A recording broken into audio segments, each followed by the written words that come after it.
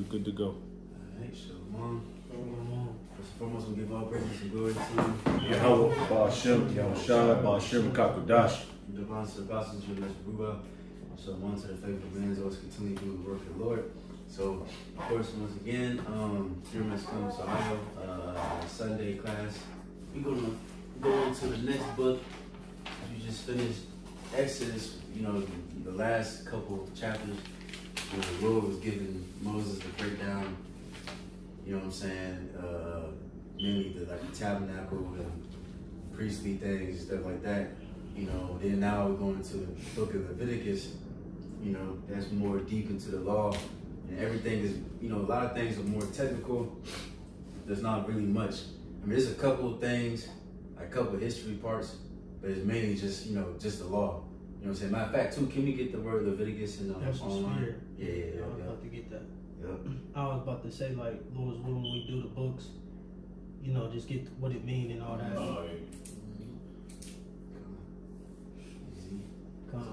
So Leviticus on the online book of the Levites. That's it. This is properly the part of the punctuate dealing with the function of the priests who were of the tribe of Levi. A portion of the tribe acted as assistants to the priests in the temple worship. The Hebrew title is the Torah, Right. the law of the priest. Yep. So that's what pretty much talking about, the law, priest. You see, so Lord willing, we're going to touch on a few topics. We're going to go ahead and get to that commentary and go into the introduction of the book of Leviticus. And then, Lord willing, I believe we can be able to do the whole summary of the whole book in one lesson.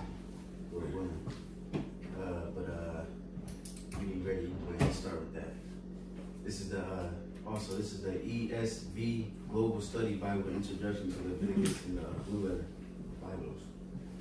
What you got? Start at the top. Yes, sir. It says, author, as with the other books of the Pentateuch. Yeah, that's the word I was tripping up. Yeah, Pentateuch. It says it is. That means like five. Because it goes into the 5 books. Penta, yeah, Penta is 5. It says it is best to see Moses as the source of primary author of Leviticus. In Leviticus, Moses continues the story of Exodus. Theme and purpose, the book of Leviticus goes into deeper detail about the divine human relationship put in place on Mount Sinai. Leviticus assumes that Israel is sinful and impure, and it describes how to deal with sin and impurity so that the Holy Lord can dwell among his people. It says problems in understanding Leviticus. Readers may find Leviticus difficult to understand because they lack first-hand experience of the practices it describes. Ritual versus ethical commands. Chapters 1, verse 6 through 16 describe various ritual regulations, while chapter 17 through 27 focus on ethical commands because the rituals of chapters 1 and 16 are unfamiliar. They are often seen as being disconnected from the ethical emphasis of the later chapters. It is more accurate, however, to see the entire book as being concerned with Israel's being holy to the Lord. Right, because like you said, you know, chapters 1 through 16, you know, going into all the offerings, the sin offerings and atonement, stuff like that. You know, all those things we don't really do to this day because Yahushua is that lamb. You know what I'm saying? He covered us for that. And also the sacrifice that we also do is ourselves. You know what I mean? So we still technically still doing the sacrifices, but it's just in a different way because we, like the brother said off camera, you know, we can't do this right now. It's impossible, really impossible for us to do this. You know what I'm saying? And the Lord, he understood that we were going to be scattered amongst all nations. And matter of fact, just to prove that we're doing all this spiritually, let's get Sirach 35. You can start at 1. Sirach what? 35 and 1. I had a quick precept as well. Sirach 35 and 1, it reads, "He that keepeth the law bringeth offerings enough. He that taketh heed to the commandment offereth a peace offering." Right, see, so if you keep the law to the best of your ability, because we know we can't keep it perfect, you know what I mean? You know, IUIC would tell you to get to the kingdom, you got to keep the law, but no, you got to have faith as well. But if you try your best and lean on Yahweh Shai, then that's enough offerings, you know, which we're going to go into all those different offerings too in a minute, but you got it. It reads, "He that requireth a good turn offereth fine flour, and he that giveth alms sacrificeth praise." Right, if I can add, just being obedient, you know, that's the sacrifice, you know, today. Obedience. You know, what the scripture say, obedience is better than sacrifice, you know? Yeah. So, you know, by default, if you're being obedient to what's written in this book, you're performing an acceptable sacrifice to the Heavenly Father and the Son. Shit, since you quoted Bible Shai, can somebody, after this one, can somebody get that story where Samuel told that to Saul? Yeah. Get that on hold, Bible Shai. You got it. Connie reads, "To depart from wickedness is a thing pleasing to Yahweh, and to forsake unrighteousness is a appropriation." Right, or an atonement. You know what I'm saying? So if you just forsake unrighteousness and try your best to live a righteous life, then the Lord is going to see that as an atonement, and He gonna see that this person is trying. He's rehearsing the righteous acts. You see? It reads, verse 4, it says, "Thou shalt not appear empty before Yahweh, for all these things are to be done because of the commandment. The offering of the righteous maketh the altar fat, and the sweet savor thereof is before the Most High. The sacrifice of a just man is acceptable, and a memorial therefore shall never be forgotten." Right, we can stop there. You know, so the sacrifice of the just man, which is acceptable, He said what? That our living body, make your living body as a sacrifice. Yeah. You know, Romans, that classic, you know, Romans 12. Romans 12:1. You see? But you got it, wherever. Got that. I got you. It's 1 Samuel 15. I'm gonna start at Some context on that. I'm gonna start at 20. It says in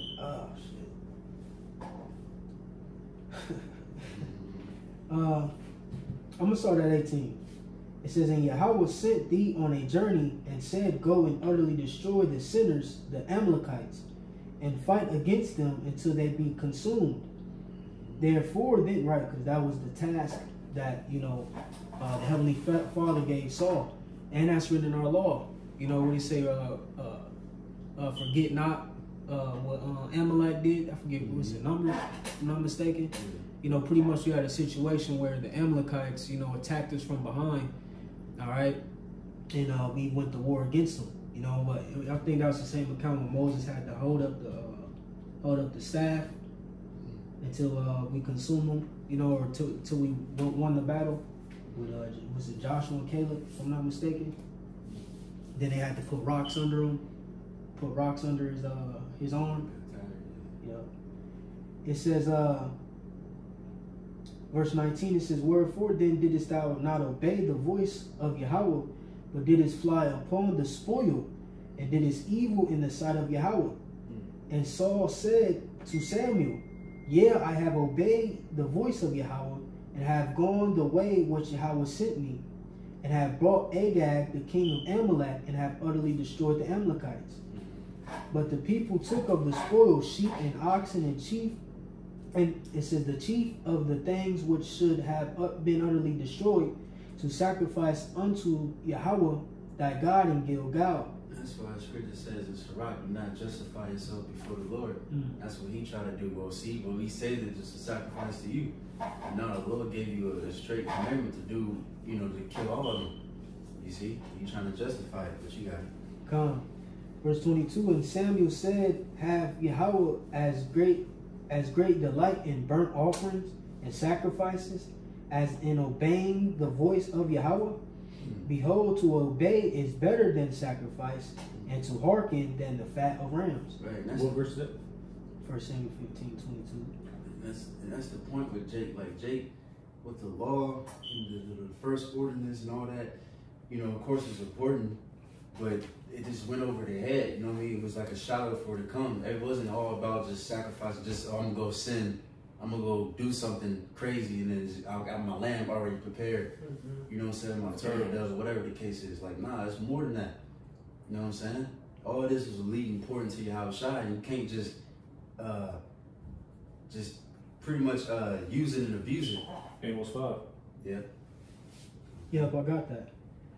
Real quick, Amos 5, I'm going to start at 20. It says, shall not the day of Yahweh be darkness and not light, even very dark and no brightness in it? I despise your feast days, and I will not smell in your solemn assemblies.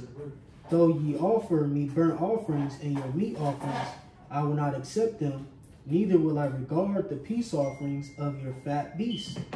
Right, so like the brother May mentioned, you know, it got to a point where Jake was, you know, premeditating wickedness, you know, and then going to go sacrifice to atone for what they've done, you know, so it became a stumbling block. You know what I'm saying? The law, so to speak, you know, it started to cause offenses, man, because Jake was using it, you know, as a tool to be wicked, man. Commit adultery, then, you know, have a couple doves on the side, you know what I'm saying? Like, that's bogus, you know? Right. That was it now, right? Come on. Alright, so let me see. We can did you where you left off on that commentary? Clean, unclean, things to serve right there. Okay, so before that, let's get the can somebody go to that Telegram, and then it's the article I just posted, the 5 offerings in the Old Testament, and then you can just skip to the first offering. You know what I'm saying? Because like he said earlier, it said chapters 1 through 16 describe very ritual regulations, which we're going to touch on those different offerings that they had done. You know what I'm saying? Because real quick, going back to Sirach 35, it says 1 again, it says, he that keepeth the law bringeth offerings enough. You know what I mean? So now they did that in the ancient world literally, but now we're doing it spiritually. So we can go ahead with that article a little bit. Come on, I got it. It says, this is from seedbed.com. The first one is a burnt offering. It reads, the first offerings is the olah, literally an offering of ascent, commonly called the burnt offering. The purpose of the burnt offering was for general atonement of sin and expression of devotion to Yahweh. The instructions for the burnt offerings are given in Leviticus 1, verses 3 through 17. The offering could be a bull, sheep or goat, or dove or pigeon. The animal was to be burnt whole overnight. Though its skin was given to the priest, the burnt offering was likely the earliest type of atonement offering in the Old Testament. It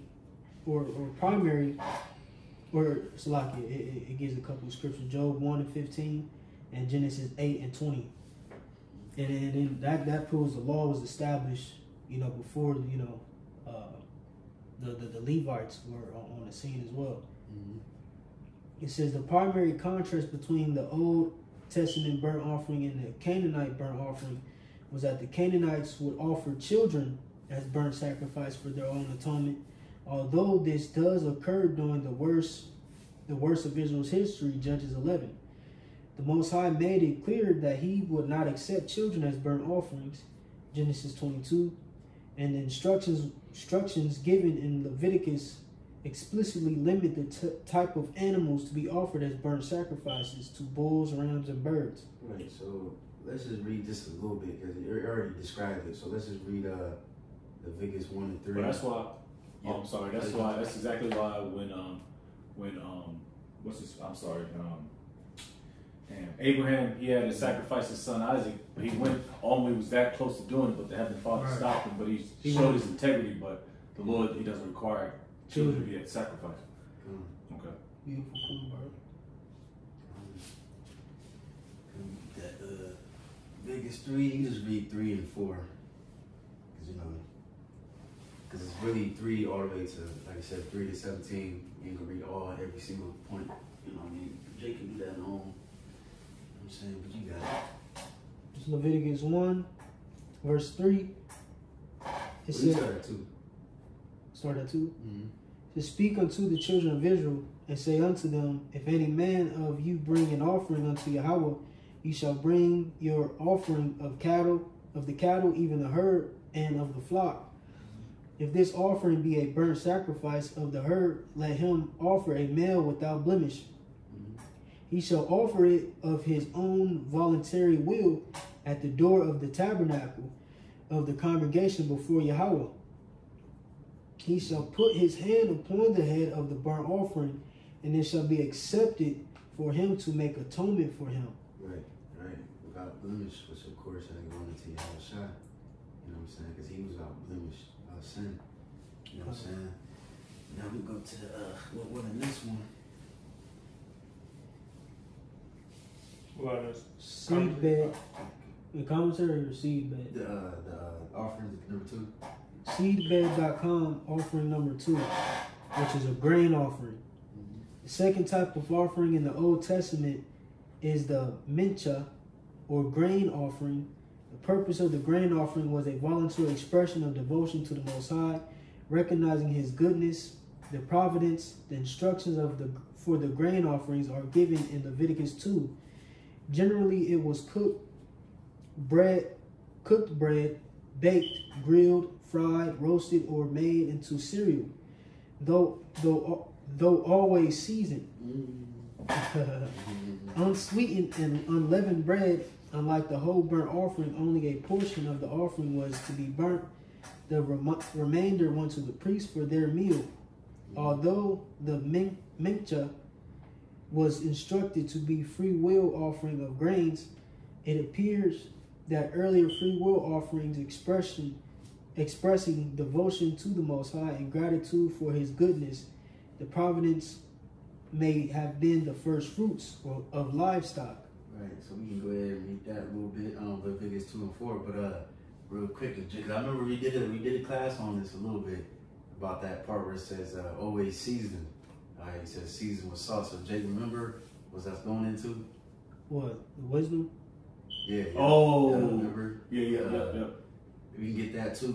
That Matthew? Matthew 5? Yeah, Matthew, and there's one in I think Colossians which says, let your speech be always seasoned with salt. And then we can get that, the word and all that good stuff. That Greek. You know what I'm saying? Because now, like I said, today, now we're doing it in a spiritual way. Now our words should be seasoned with salt. That's the spirit, man. It was like I was literally having a dream about that or something. Damn. About something like salt being wisdom. I don't know where or why I was meditating on it, but I was meditating on it or something. I don't know. That's bugged out. You said that last night? Yeah, it was something, bro. I'm just saying everything. That's why I know off the top, like, yeah, kind of, yeah. I don't know. I was just probably meditating on it. Something came to me, though. You want to read this Leviticus first? Let's get that Leviticus. Leviticus 2 and 4.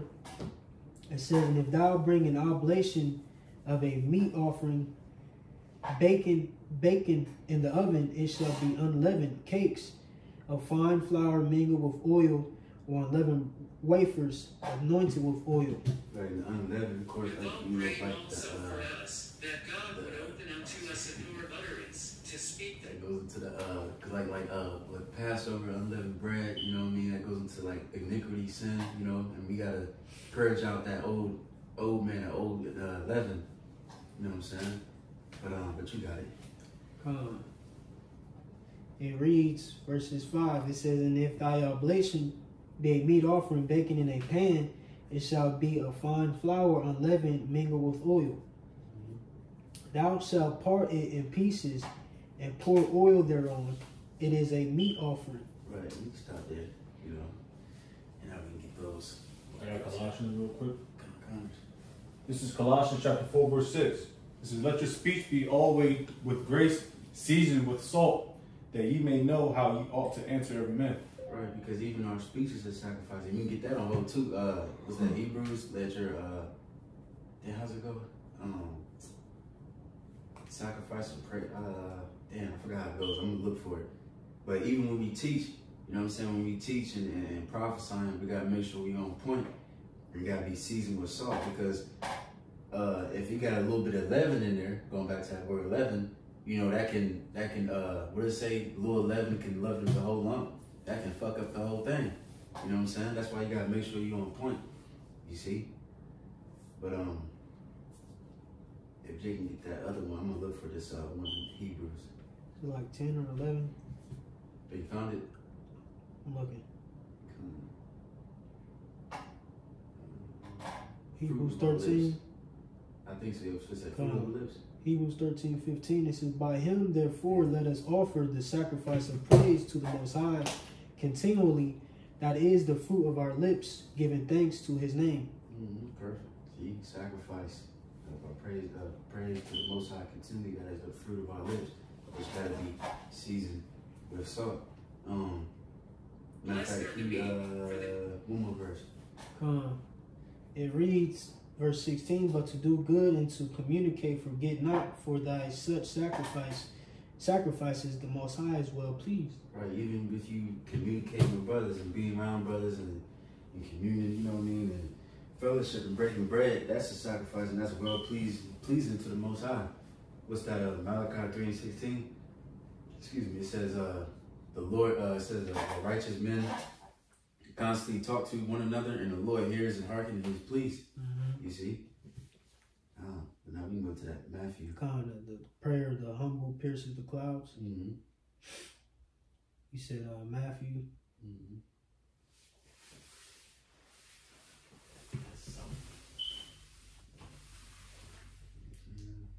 So like it.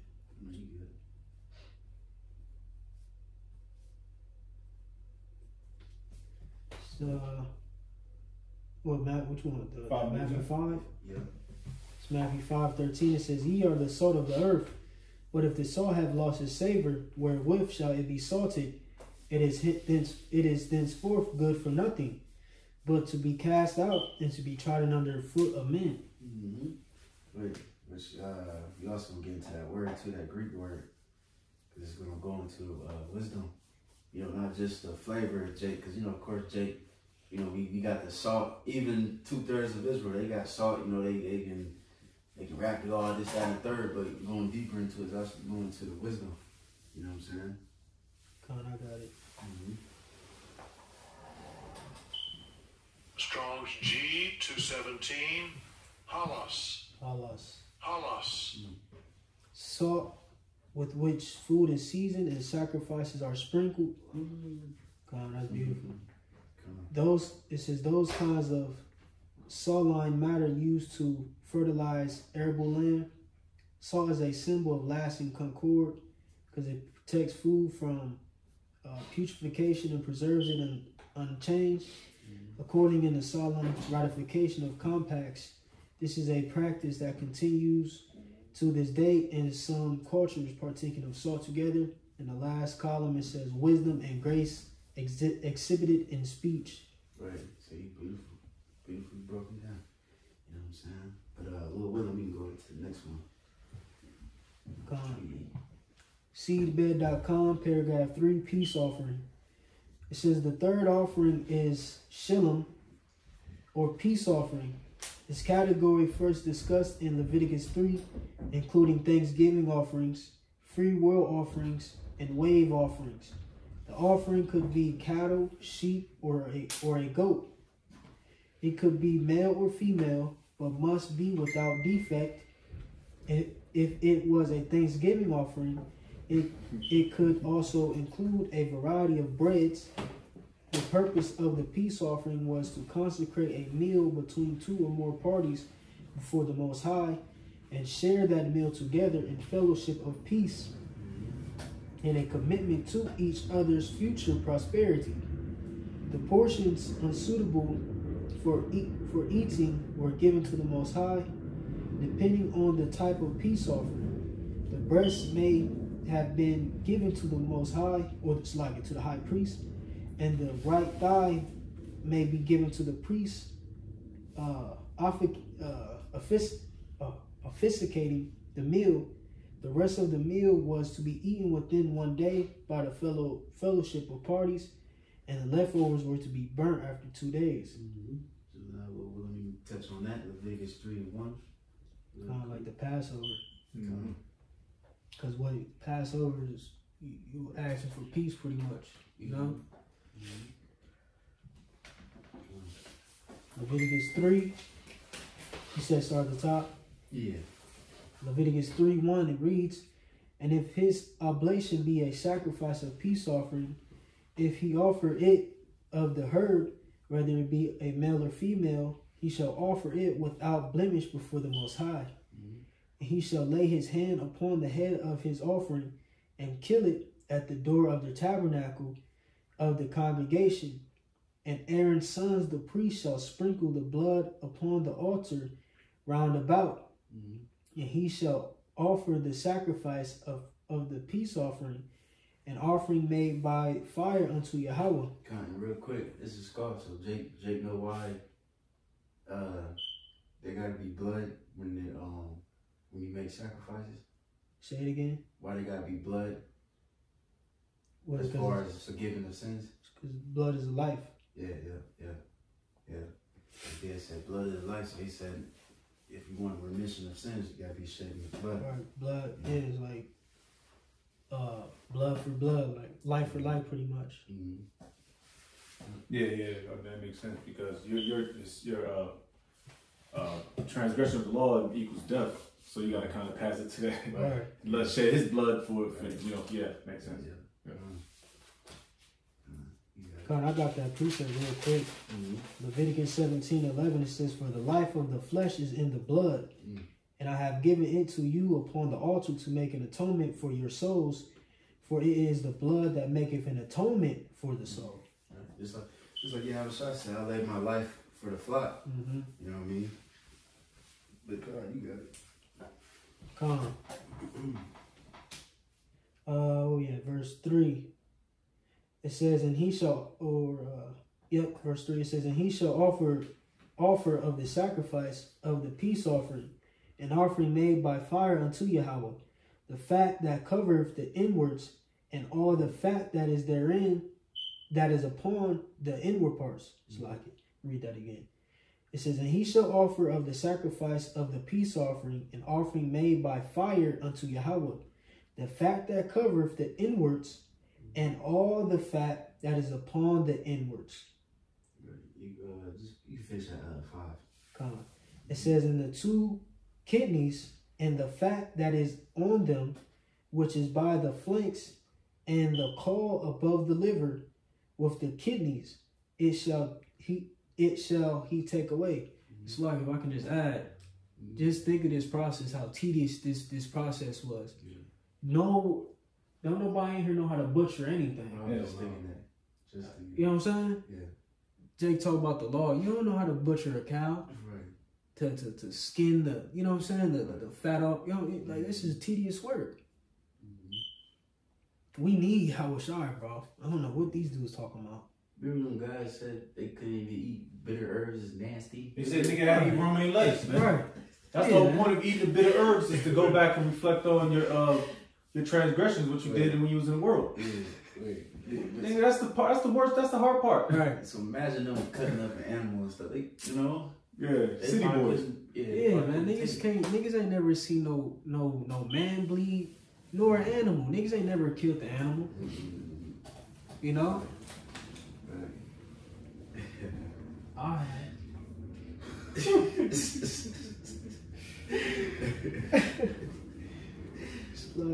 Verse 5. It says, and Aaron's sons shall burn it on the altar upon the burnt sacrifice, which is upon the wood that is on the fire. It is an offering made by fire of a sweet savor unto Yahweh. Right. And real quick, because you keep mentioning sweet savor, right? Let me see. I'm going to read this one right quick. Ephesians 5:2. Well, I'm going to start at 1. Be ye therefore followers of the Most High as dear children, and walk in love as Mashiach hath loved us, and has given himself for us, an offering and a sacrifice to the Most High for a sweet smelling savor. See, so... what you said? Ephesians 5:1 and 2. You know what I'm saying? So Yahweh Shai, he's that sweet smelling savor. Because we can't, none of us know how to gut up and, you know, these damn goats and shit and lambs and, you know what I'm saying, take out the, you know, the different parts and cut it up. And, you know, even if we did, where the hell we gonna do that? You know what I'm saying? Esau gonna look at us like we crazy as hell. People are gonna call the police on us. Even ASPCA. Right. Even the Passover, I mean, you know what I mean? We can't really put the blood like that over the post like we really want to. They think it's Chainsaw Massacre somewhere. Right. You know? They got blood on his door. It's a crime scene investigation. Right, yeah. Right. You got the DNA swabs and shit. Yeah. They gonna think we probably Satanists or something, you know? That's why it's like, Salaki, it's like, you ain't gotta worship Yahweh Shai though. Man. Niggas are dumb as fuck. That's why that nigga's sitting over there on Adam 22 looking stupid. Donkey brain type. Yeah, man. Like, make it make sense. And see, the Lord is so crafty and so far out, and 1,000 times steps ahead. He knew who was gonna be in a captivity where we couldn't keep the law. That was prophesied, you know, prior to the Messiah even hitting the scene, you know. Yeah. So when Yahweh Shai came, like, all right, now something gonna have to take place in order for these people to be brought back to me, because they're not gonna be able to atone for their sins no other way, but through Yahweh Shai. But you got people who shitting on that sacrifice that Yahweh Shai has made for us, man. Something much greater than just burning up a goat or sheep. Right. The Heavenly Father through Yahweh Shai made it so much easier. Now we got something to lean on to, man. Now we don't take it for granted. We ain't just out here being niggas, cause through belief, you know, we keep the commandments and the laws and the instructions that we're given, and, you know, be obedient to the best of our ability. They said the commandments are not grievous. Right. You know what I'm saying? So we take that sacrifice and we don't just use it, you know, to appease the flesh, you know, or please the flesh, you know. But you got some dudes who literally, you know, look at Yahweh Shai's sacrifice and it ain't nothing, bro. Right. That shit's bogus. Right. Let me go to the next one. Come on. And if I may, real quick, I want to jump to Leviticus 3 and 17, because it spoke about fat a lot, about cutting the fat. You know, and pretty much is a statute that, you know, we keep as well. We try to keep. Is Leviticus 13:17. It says, or let me start at 16. It says, "And the priest shall burn them upon the altar. It is the food of the offering made by fire for a sweet savor. All the fat is Yahweh's. It shall be a perpetual statute for your generation throughout all your dwellings, that ye eat neither fat nor blood." You know, just a little footnote, you know. If you ever come across Jay, they be like, man, you ain't supposed to be eating fat. Don't be just eating fat. Now, you know, you got a little steak, you know what I'm saying, a little crust, you know, but you see big, you know what I'm saying? You see that big blubbery shit on your eye, you cut that off, man. You shouldn't want to eat that no way. Just a little footnote for new believers, you know what I'm saying? Yatzazak, you know what I'm saying? Especially blood, yeah. That's some Jake do that too.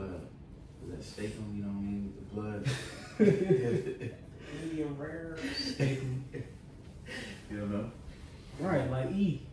Yeah. That nigga just eat. He just take a bite out of the That's your mom wings. That's the die for. You know, you look like first and voice. He'll just bite. It'll be a live cow. Esau just bite his lip off or something. It's nasty ass dude, man. That's why that's why the Lord separated his holy to the defiled, so to speak. Yeah. And them niggas, you got niggas just like that, like Esau, man, chewing up like cats and dogs and doing all types of craziness, like man. that big chunky bench. Who ate that motherfucking dog. Yeah, the dog joint, like fuck up that cheek too, man. She had hot sauce, would have been a wrap, man. Man, she bit the hell out that dog's cheek, man. God, man. That shit is nasty as shit. Just imagine they eat Queen. Sick. Man. So what you got to taste in there? Back to that all. This This is seedbed.com. 4, paragraph 4. It says sin offering. It says the fourth offering was called Chatah. And we could, if you want, whoever watching, look these up in the Hebrew, translate them in the Paleo. I'm just reading verbatim right now. It says literally sin or sin offering. This offering is sometimes seen as an offering of atonement for unintentional sin. Similarly, it is sometimes viewed as guilt offering, removing the consequences for lack of perfection. As an atonement offering, right? That's why we got like the Day of Atonement. You know what I'm saying? As an atonement offering, it contained elements of a burnt offering, yet at the same time had elements of a peace offering. That's beautiful. The fusion. You know what I'm saying? It says, conversely, some of the sins for which one needed atonement were not moral sins, but rather matters of ritual impurity. As such, some have proposed the term purification offering instead of sin offering. The primary purpose of this offering is not to atone for sins, but rather to purify oneself for re-entering the presence of the Most High. The elements of a purification offering could be any of the elements of the previous 3 types offering, though unlike the peace offering, the meal was not to be shared by the one offering the sacrifice. So let me get that Leviticus 4:1, and then get somebody get Psalms 19 and 12. We'll read that after the Leviticus. I got Psalms. Come on.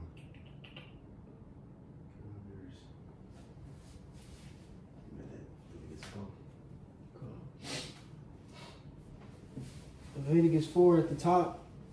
It says, and Yahweh spake unto Moses, saying, speak unto the children of Israel, saying, if a soul shall sin through ignorance against any commandments of Yahweh concerning things which ought not to be done, and shall do against any of them, if the priest that is anointed do sin according to the sin of the people, then let him bring for his sin which he have sinned a young bullock without blemish unto the Yahweh for a sin offering. And he shall bring the bullock unto the door of the tabernacle of the congregation before Yahweh, and shall lay his hand upon the bullock's head and kill the bullock before Yahweh. And the priest that is anointed shall take the bullock's blood and bring it to the tabernacle of the congregation. And the priest shall dip his finger in the blood and sprinkle of the blood 7 times before Yahweh, before the veil of the sanctuary. Right, so this is for you're saying through ignorance means you're not knowing, unintentional sin. So now we can get that Psalms 19. You know what I'm saying? Because sometimes Jake do things, you might not know. Because there's a lot of things, you can go on a fucking bus or whatever, sit somewhere with a woman that had a period, or you know what I'm saying, or offend a brother, or or whatever. It may be big or small. Or when you live in an apartment complex, the same building where a nigga hung himself. Oh yeah, burn that whole place up. I believe so. If somebody passes in the, you just gotta leave out the joint. I know you gotta leave out that bitch. It's unclean for at least 7 days. Yeah, I think so. Yeah, oh, okay, yeah. Even like mold and stuff. Like you have mold in your house, you gotta bring the priest, and he gotta, purify and all that. But you think that shit is in the bring that toilet? Yeah. That's reoccurring mold. Yeah. This Psalms 19 verse 12. It says, "Who can understand his errors? Cleanse thou me from secret faults." Right. Keep. I'm a fault. Go ahead. No. Oh yeah. Keep me from secret faults. So there might be some things that we, like I said, we don't even know. So that's another thing you should constantly pray to the Lord to forgive you for the sins that you don't even know that you committed. You know what I'm saying? But we got one more, right? Yep. It says, verse 13, "Keep back thy servant also from presumptuous sins. Let them not have dominion over me. Then shall I be upright, and I shall be innocent from the great transgression." That's the point, man. It's just obedience, man. Obedience more than sacrifice. Don't let these sins have control over you. You know what I'm saying? That you're obedient to the Most High. You know, to the best of your ability. Can I get the last verse out of this? Yes, sir. Verse 14 says, "Let the words of my mouth and the meditation of my heart be acceptable in the sight of the Lord, Yahweh, my strength and my redeemer." You got it. Yeah, straight up, man. So Lord knows what we're about, man. All right. If we don't know Lord's will, we get the answer through the Spirit. All right. Come on. You go to that. Or we gotta constantly meditate, be in these scriptures, man, asking brothers, asking questions, constantly digging in this stuff. Go to the next offering. I believe it's the last one. Last one. Seedbed.com, paragraph 5, guilt offering. The fifth and final offering was a sham, traditionally translated guilt offering. Unlike the English word guilt, this does not refer to a matter of one's conscience, but rather to something one owes on account of a sin. Other suggestions for the name of this offering are the trespass offering and the reparation offering. The purpose of this offering was to make reparations for one's sins. As such, this offering had a specific monetary value, and one who owed another on account of a debt due to a sin could repay it in silver rather than by sacrificing a ram. In addition, a 20% fee was assessed and given to the priest who mitigated the debt. Man. The sacrificial system of the Old Testament was means of grace by which the relationship between the Most High and humanity begins to restore. Ultimately, the sacrificial system was inadequate and none could repay the debt of life that was owed until Hamashiach defeated death once and for all. Hebrews 10:10, it says, "In the age of the church, we live in the light of Hamashiach, meritorious sacrifice." Look that word up. It says, "For us, while also offering our own lives as a living and holy sacrifice," Romans 12, Peter 2. Read that. 1 Peter 2:5 too. You say you can look at that word.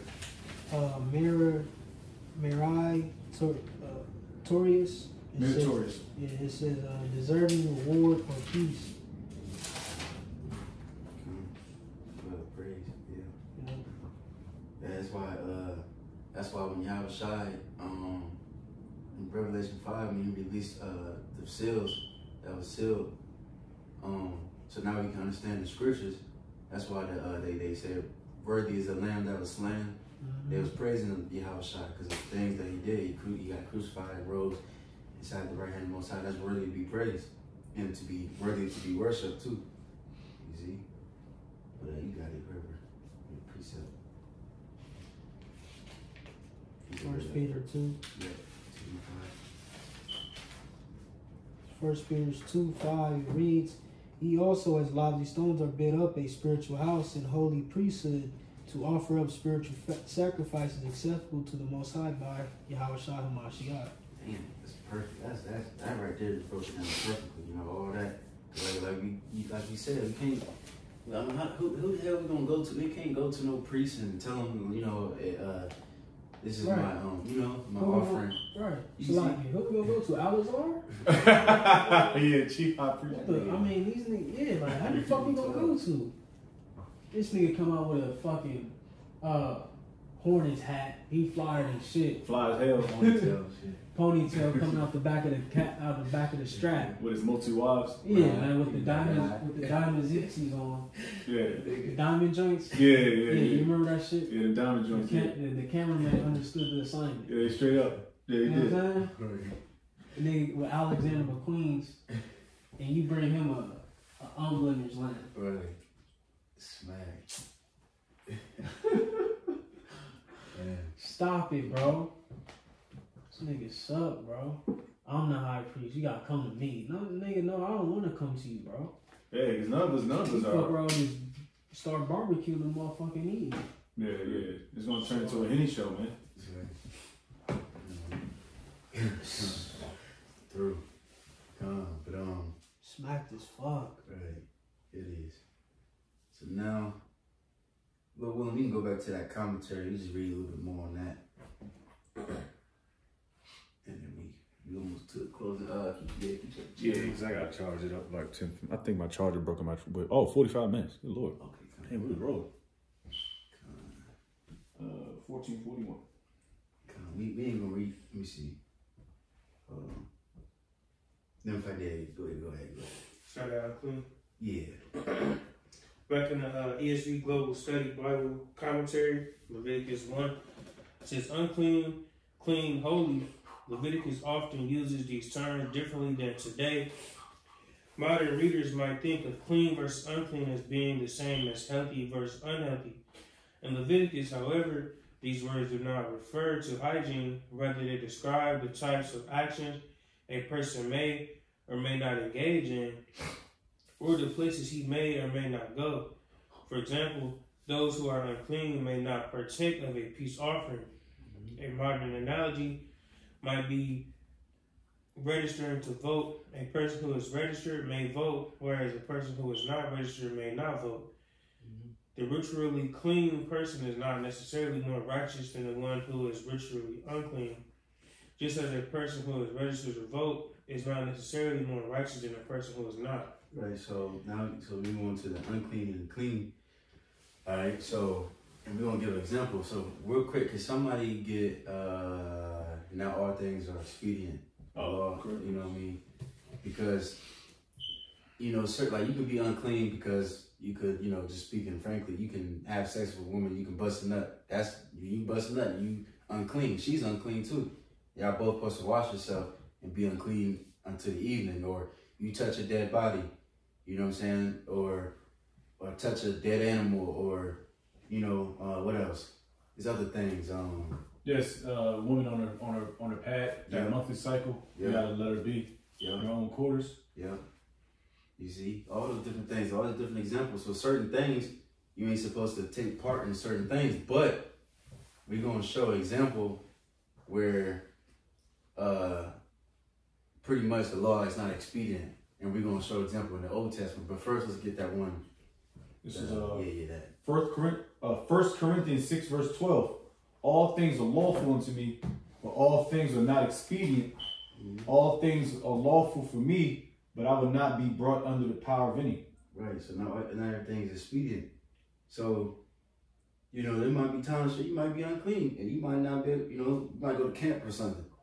What you supposed to do is not go to camp or take part in whatever you're doing. You know what I'm saying? Or let's say the Passover. You know what I mean? Now there's a law that says if somebody's unclean, then they can wait till next month or do it on the second month. You know what I'm saying? Which we can get that. I forgot where it is. Let me see.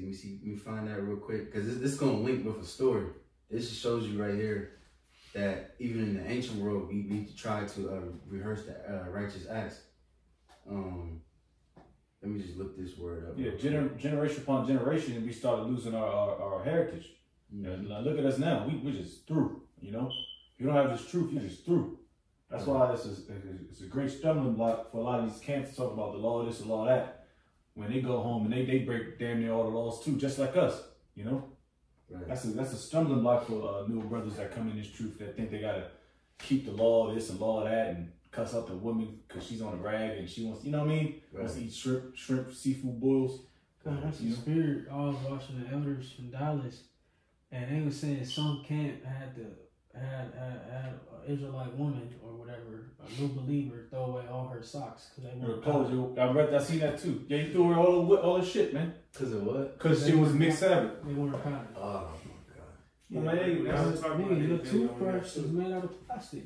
Yeah. Nylon. Yeah. Man, damn you don't. It's just about where your spirit is, man. Well, did they at least buy her some new socks? Nah, she had the soul. They ain't put no money in the pot for her, man. See? Niggas are grimy, man. That's why y'all say y'all put burdens on these people. You won't even lift one finger to help the person. Right. Damn. We say tax mint and all that. Hey, I'm sorry. I gotta say that. I gotta bring this up, bro. This is powerful. Hey, Remember the situation I told you about? I was trying to find my phone. I'm not gonna bring it. But I was trying to call you. You know what I mean? Yeah. Like I didn't want to put a burden about it. I need some fucking help. It's a inside story, but you know I'm just trying to call some brothers, man. I need some help, brother. I was drowning. But that's brotherhood, bro. I'm like, man, I need to call somebody, bro. That's in the same, we're in the same goddamn league, so to speak. I was kidding. It's good. But somebody get Numbers 9 and 9, and then after that, for 2 Chronicles 28. This is Numbers 9 verses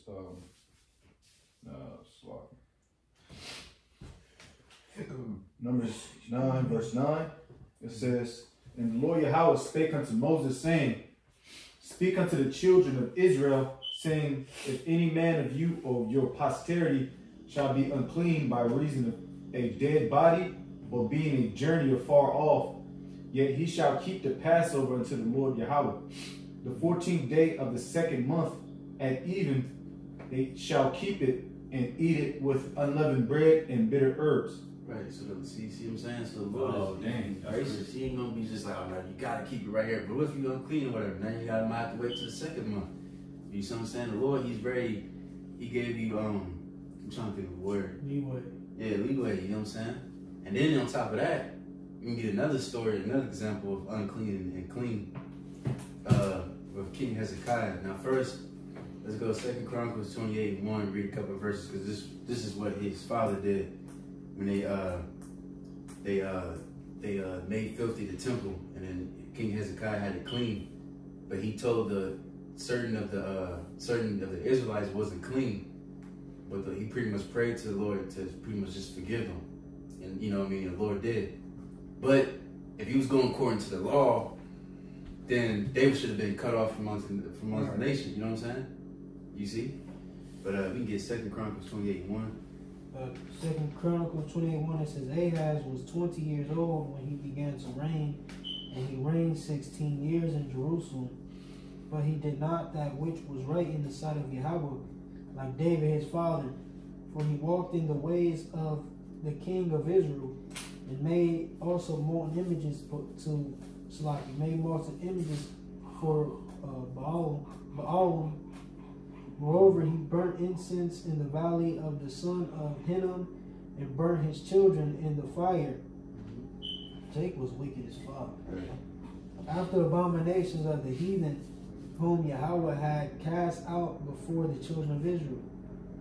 He sacrificed also the burnt incense in the high places, and on the hills, and under every green tree.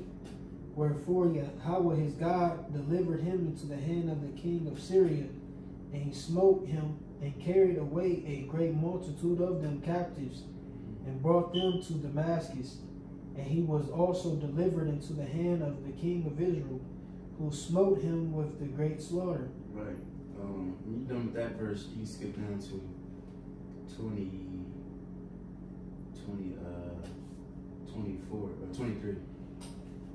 2 Chronicles 28:23. For he sacrificed unto the gods of Damascus, and he said, because the gods of the kings of Syria helped them, therefore will I sacrifice to them, that they may help me. But they were the ruin of him and of all Israel. And Ahaz gathered together the vessels of the house of the Most High, and cut in pieces the vessels of the house of the Most High, and shut the doors of the house of Yahweh. And he made him altars in every corner of Jerusalem. Right, see, so he pretty much fucked up the temple, shut the doors, and made altars and so on and so forth. But then, if you go to 2 Chronicles 30, and you start at 1, this is when they started to clean it. You know what I mean? King Hezekiah.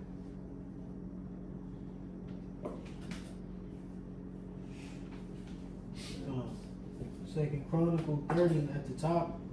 And Hezekiah sent to all Israel and Judah, and wrote letters also to Ephraim and Manasseh, that they should come to the house of Yahweh at Jerusalem, to keep the Passover unto Yahweh, God of Israel. For the king had taken counsel and his princes and all the congregation in Jerusalem to keep the Passover in the 2nd month. Which we just read that law. You see what I'm saying? But you got it. For they could not keep it at the time because the priests had not sanctified themselves sufficiently, neither had the people gathered themselves together to Jerusalem. Right, so now we can just get to the point. We can skip down to verse 17 or 16. 2 Chronicles 30:16. And they stood in their place after their manner, according to the law of Moses, the man of the Most High. The priests sprinkled the blood which they received of the hand of the Levites. For there were many in the congregation that were not sanctified. Therefore, because you have to wash yourself. Therefore, the Levites had the charge of the killing of the Passovers for everyone that was not clean, to sanctify them unto Yahweh. For a multitude of the people, even many of Ephraim and Manasseh, Issachar and Zebulun, had not cleansed themselves, yet did they eat the Passover otherwise than it was written. But Hezekiah prayed for them, saying to the good Yahweh, pardon everyone that prepareth his heart to seek the Most High, and Yahweh God of his fathers, though he be not cleansed according to the purification of the sanctuary. And Yahweh hearkened to Hezekiah and healed the people. Right, see? So, but they, some of them, certain of them wasn't truly clean. But the King Hezekiah prayed for them, and the Lord hearkened. Same thing with us. Certain things you're not going to be able to do it perfectly, but we just pray to the Lord. We trying, at least we trying our best. So, Bible Shah, forgive us for our little shortcomings and let Yahweh Shah take care of the rest. You know what I'm saying? So that's just real quick, just an example of that. All right, so now. I appreciate it for that. Come. Real quick, Psalms 133. If Yahweh shouldest mark iniquities of Yahweh, who shall stand? Right, backing up the bro's point. Like, Lord mark every iniquity, who gonna stand? Be like some cases where you just gotta be like, hey, Shah, have mercy upon thy servant, and the situation I was in these captivities, or situation that we just read, where it's like, Jake trying to do right, you know what I'm saying? Jake coming with a pure heart. Everything technically may not be done correct, but it's the act, charity, pursuit of Yahweh Bahashim Yahweh Shai that covers us in those times. Just another beautiful example is when we identify the Passover every year. Right. Brothers up there, doing their thing, trying to do the best they can. We got the brothers in the audience. They're the front runners of the Passover, so to speak, and they're still rehearsing. Right. Sometimes they got cut way like, what is this? Right. We're just trying to perfect ourselves, man. Yeah. And that's why Yahweh Shai is much needed. They say Hebrew word a little bit wrong or something. Yeah. Son of Reuben? No, you gotta use it in the Hebrew. Right. Oh, it's like. So now, Lord willing, we can just skip down to the outline. Just read the headings of the outline, just to show what's going on. Because like I said, we can just make all of this one big lesson. Because like I said, all of it is really technical. We don't have to, make it 3-5 different lessons on the same thing. But so now we can just read the headlines just to show what's going on in this book, and everything like that. This is outline headings. It says 5 major offerings. Chapter 1, 1 and 1. It says handlings of the offerings. Chapter 6, verse 8 to 7. It says the establishment of the priesthood.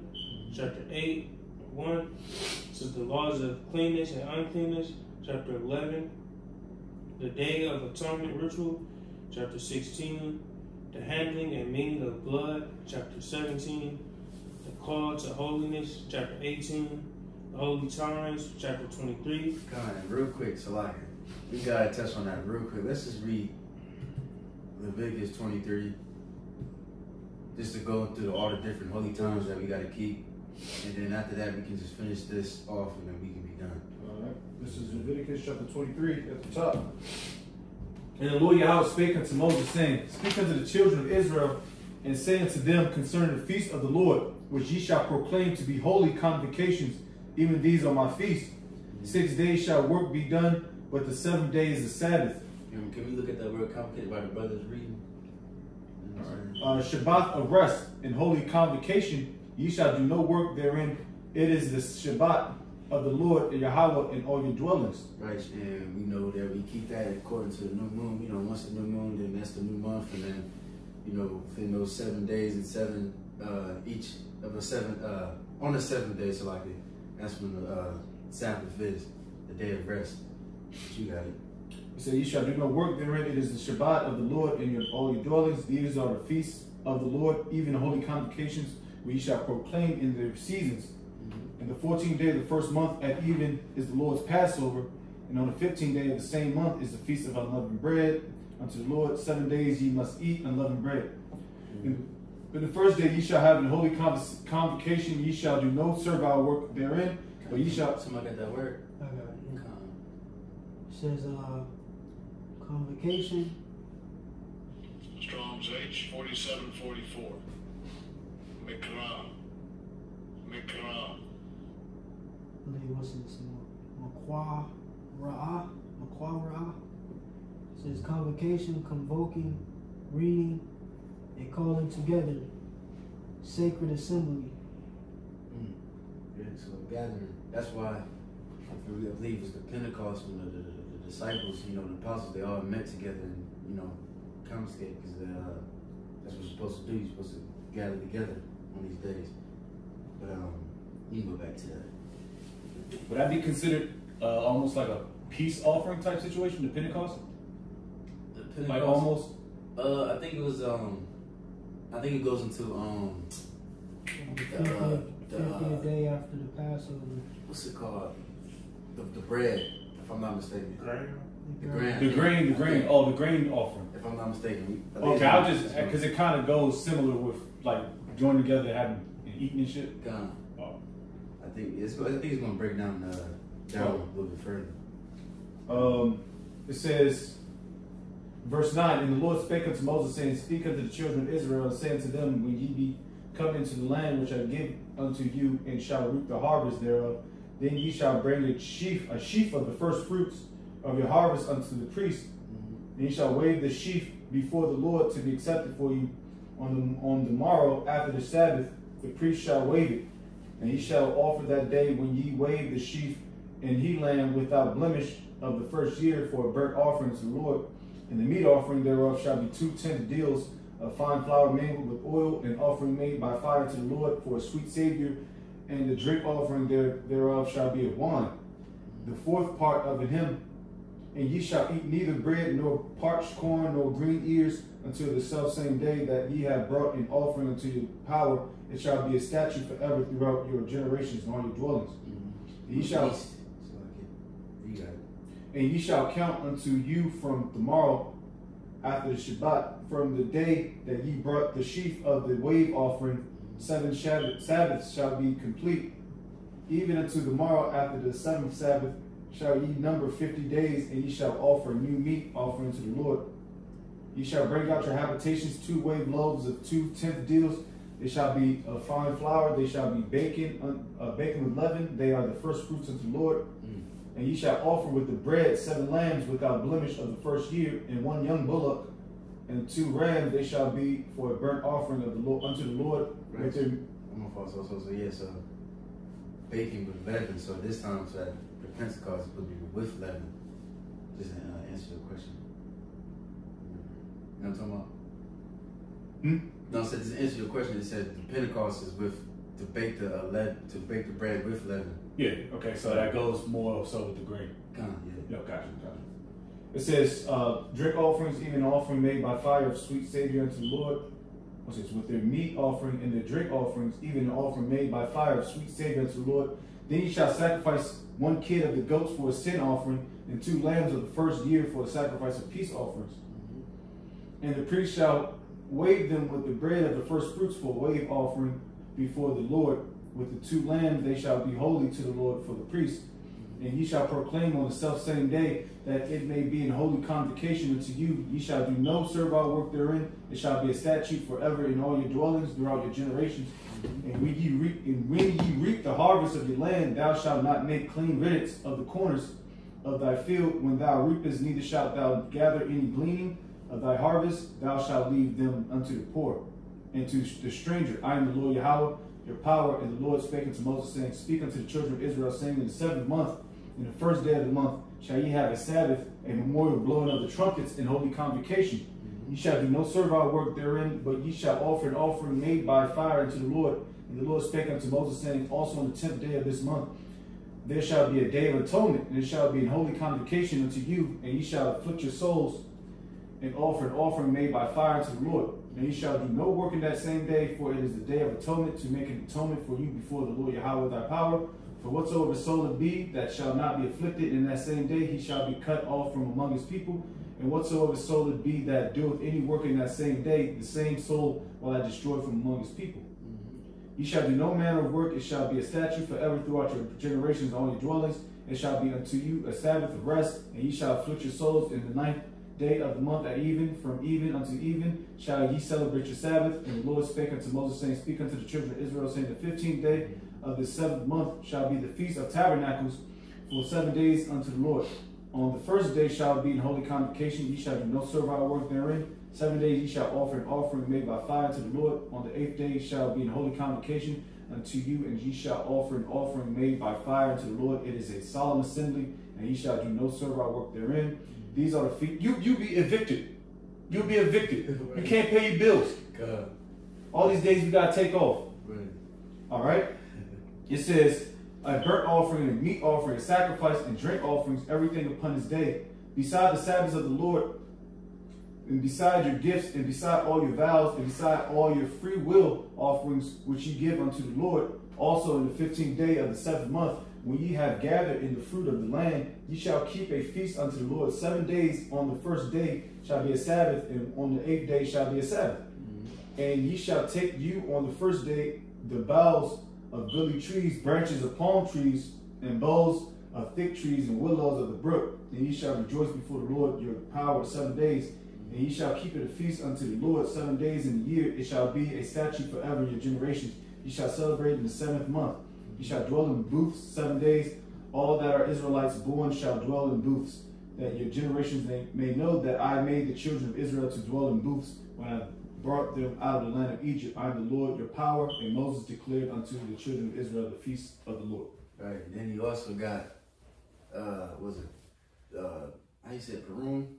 Purim. Yeah, Purim, and you got Hanukkah too as well. You know what I'm saying? It's also the days. You know what I'm saying? Those Right. And just to speak on that, them 2 feast days are days where the Lord destroyed our enemies. Mm-hmm. Purim, dealing with Haman, and then you have Hanukkah when, you know, we pretty much dedication to the temple we took down. Mm-hmm. You know, those who opposed us at that time, you know, the Maccabees, you know. Mm-hmm. The Lord was with us in the midst of us being persecuted, you know. For you heathens. Vocab. Right. So now, Lord willing, we can just finish out that last little, maybe like one more paragraph in that commentary, and we can close out. Which one? Seed bed? No, commentary. Just the last 2 points. It says the blessings and the curses, 26th chapter, and vows and dedication, 27th chapter. It says the book of Exodus finishes with Moses and Israel having constructed and assembled the tabernacle at the base of Mount Sinai. The book of Leviticus primarily records the instructions the Lord gives to Moses from the tent of meeting, but also includes narratives of a few events related to the tabernacle. Regarding the date of the Exodus, see introduction to Exodus and note 1 Kings 6:1. So yeah, that's the whole Leviticus right there. So Lord willing, we can get on to what's the Numbers next. You know what I'm saying? That's a little bit more history and stuff like that. So we can kind of slow down on that one. But So Lord willing, you know, hopefully that was edifying me. Give all praises and glory to Yahweh, Bahashem, Yahushua, Bahashem, Kakudash. Father, Ruah, as you want to the faithful men continue doing the work of the Lord. That we're going to say shalom. Shalom, shalom.